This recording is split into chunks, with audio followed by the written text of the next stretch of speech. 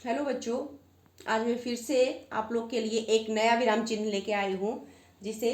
लोक निर्देशक विराम चिन्ह कहते हैं।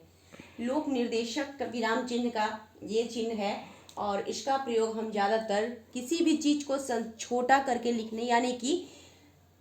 गद्यांश वगैरह जैसे रहता है, कोई कहानी का एक छोटा सा अंश रहता है जिसको हम अक्सर क्वेश्चंस वगैरह में बच्चों को देते हैं बनाने के लिए। तो क्वेश्चंस वगैरह में क्या होता है ना कि पूरी कहानी गद्यांश ही होता है, 8 लाइन 10 लाइन का, तो हम उसको पूरी लाइन को नहीं लिखते हैं और उसका क्या करते हैं कि शुरू का कोई 2 शब्द ले लेते हैं, जैसे मोहन ने, और इसमें क्या है कि इसमें बहुत लंबी कहानी है, 8-10 लाइन की कहानी है, उसको हम पूरा नहीं लिख पा रहे हैं या फिर नहीं लिखना है हमको, तो हम क्या करते हैं ना, उस जगह पे ये लोक निर्देशक का चिन्ह लगा देते हैं और उसके बाद फिर अंत में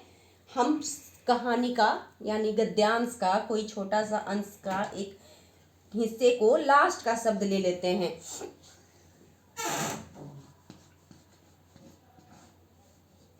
अब इसके बीच में क्या है ना कि हम जो भी कहानी का जो हिस्सा है वो, इसका मतलब है कि इसके बीच में सारा हिस्सा समाया हुआ है, यानी कि लोप होना, यानी कि उसका छुप जाना किसी भी चीज का। जैसे कि ये कहानी है तो इसी से हम ये चिन्ह देख के ही हम समझ जाते हैं कि वो इसके बीच में ये सारी कहानियों का लाइन आ गया है और हमको इस कहानी से पढ़ के उत्तर देना है।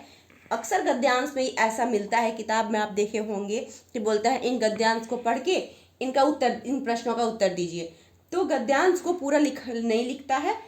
ऐसे में अगर लिखा रहता है तो हम समझ जाते हैं कि यहाँ से हमको पढ़ना है और यहाँ तक पढ़ना है, एक किताब की लाइन में इतना तक पढ़ना है और इतने से हमको उत्तर देना है, यानी कि इसमें वो लाइन्स छूट जाते हैं, तो यानी लाइन का लोप हो जाता है, वो लाइन कहीं जाता नहीं है। इसका मतलब ये नहीं कि ये लाइन हट गया है, यहाँ पे वो लाइन इसमें छुपा हुआ है, यानी कि पूरा लाइन इसी में समा जाता है।